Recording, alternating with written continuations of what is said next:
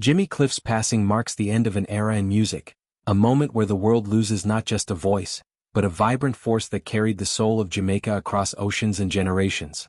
Born amid the fury of a hurricane in the rural landscapes of St. James Parish, northwestern Jamaica, on July 30, 1944, James Chambers, better known to the world as Jimmy Cliff, entered life as if scripted by the very storms that shaped his island home.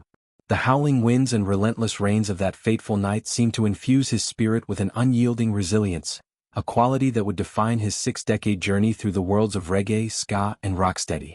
From the dusty paths of his family's farm to the neon-lit stages of international acclaim, Cliff's life was a testament to the power of determination, a narrative woven from threads of hardship, hope, and harmonious defiance. In the 1950s, young Jimmy left behind the simplicity of rural existence, embarking on a bold migration to Kingston, Jamaica's bustling capital, alongside his father. This move was no mere relocation, it was a declaration of intent, a young boy's vow to conquer the music industry that pulsed through the veins of his homeland. Kingston, with its vibrant sound systems and street corner jam sessions, became his crucible. At the tender age of 14, Cliff penned and performed Hurricane Hattie, a song that captured the raw energy of his birthplace's tempests. Its release catapulted him to national fame, a meteoric rise that stunned even those who knew him best. Overnight, the boy from the farm became a household name, his voice echoing through radios and dance halls, a harbinger of the revolutions in sound that were yet to come. Cliff's career unfolded like a river carving its path through unyielding rock, steady, forceful, and ever-expanding. Over the ensuing decades, he would record more than 30 albums, each one a chapter in his evolving story.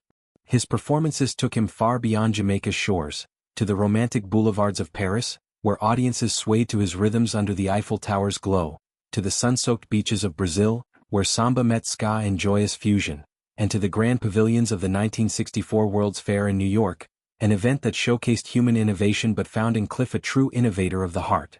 It was here, amid the whirl of global cultures, that Cliff began to bridge worlds, his music a universal language that transcended borders and languages.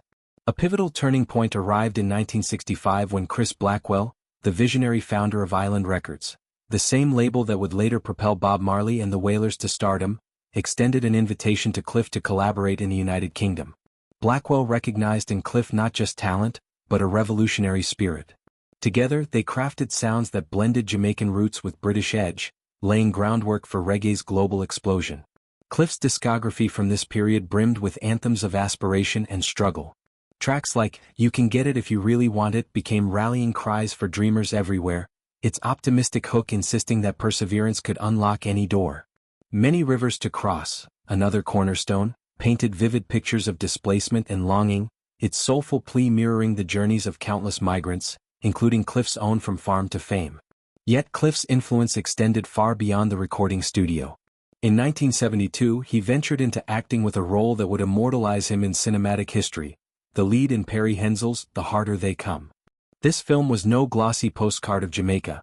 It delved deep into the island's underbelly, exposing the gritty realities of poverty, crime, and systemic oppression that simmered beneath the tourist veneer of pristine beaches and rum punches. Cliff's portrayal of Ivanhoe Ivan Martin, a struggling musician turned outlaw, was electric, raw, and authentic, drawing from his own brushes with adversity. The movie soundtrack, featuring Cliff's originals, became a Trojan horse for reggae, smuggling the genre into international consciousness. Suddenly, audiences from London to Los Angeles were humming tunes that spoke of resistance, transforming perceptions of Jamaica from paradise to a place of profound human complexity. Cliff's humanitarian ethos infused every note he sang. His songs were tapestries of social commentary, threads of joy and sorrow intertwined to highlight the indomitable human spirit. He covered Johnny Nash's "I Can See Clearly Now," infusing it with a reggae pulse that graced the 1993 film Cool Runnings, a story of Jamaican bobsledders defying odds much like Cliff himself. His rendition of Cat Stevens' Wild World added layers of wanderlust and warning, a father's lament wrapped in rhythmic warmth. But it was originals like Vietnam, a searing anti-war protest, that drew the highest praise. Bob Dylan, no stranger to the protest song canon, hailed it as the finest ever written, a badge of honor that underscored Cliff's lyrical prowess. Throughout his career, Cliff's music served as a megaphone for the voiceless, amplifying the struggles of Jamaicans against poverty and colonial legacies while celebrating the resilience that bloomed in spite of it all. His collaborations read like a who's who of musical royalty, jamming with the Rolling Stones in sun-drenched studios, trading verses with Elvis Costello's sharp wit, harmonizing with Annie Lennox's ethereal power, and sharing stages with Paul Simon's poetic grace. These partnerships weren't mere cameos. They were dialogues, cross-pollinations that enriched reggae's palette and introduced Cliff's fire to new audiences. Awards and accolades flowed as naturally as his melodies. In 2012, Rebirth, produced by Tim Armstrong of the punk outfit Rancid, clinched a Grammy for Best Reggae Album, a fusion of punk urgency and island soul that proved Cliff's adaptability. 2 decades earlier, in 1984, Cliffhanger had earned him another Grammy, affirming his staying power. Jamaica, ever proud of its sons, bestowed upon him the Order of Merit, the nation's pinnacle honor in arts and sciences, recognizing a lifetime of cultural export. The Rock and Roll Hall of Fame welcomed him in 2010, a fitting enshrinement for a pioneer who helped define the genre's rebellious heart. Even in his later years as health challenges loomed, particularly the gradual loss of his sight, Cliff's hunger burned undimmed.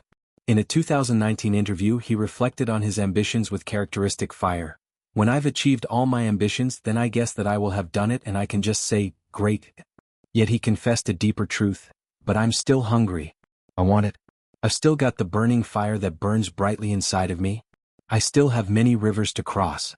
These words, drawn from one of his most iconic songs, encapsulated a philosophy of perpetual motion, a refusal to rest while stories remained untold and injustices unaddressed. Cliff's death, announced by his wife Latifah Chambers via a heartfelt Facebook post, came after a seizure-precipitated pneumonia, a cruel twist for a man whose voice had always risen above adversity.